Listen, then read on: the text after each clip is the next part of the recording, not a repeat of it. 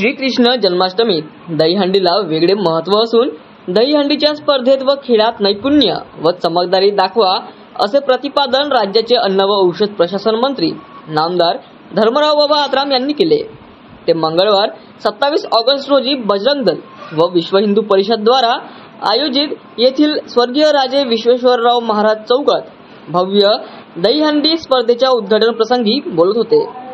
यावेळी उद्घाटन स्थानी राज्याचे अन्न व औषध प्रशासन मंत्री धर्मराव बाबा आत्राम तर मंचावर प्रमुख अतिथी म्हणून बजरंग दलचे नवीन जैन, विक्की मांढरे, सदाशिव माकडे, भुवनेश्वर चुटे, अमित बेझलवार आदी मान्यवर उपस्थित होते।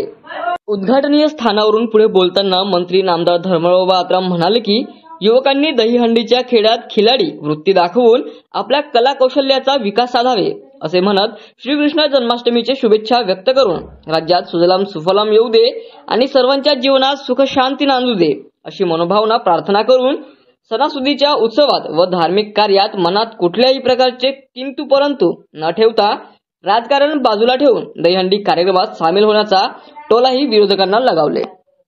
तत्पूर्वी मंत्री नामदार धर्मराव बाबा आत्राम यांनी श्रीकृष्णाच्या फोटोसमोर दीप प्रज्वलित करून नमन करून रीतसर व विधिवतपणे दहीहंडी स्पर्धेचे मोठ्या उत्साहात उद्घाटन केले।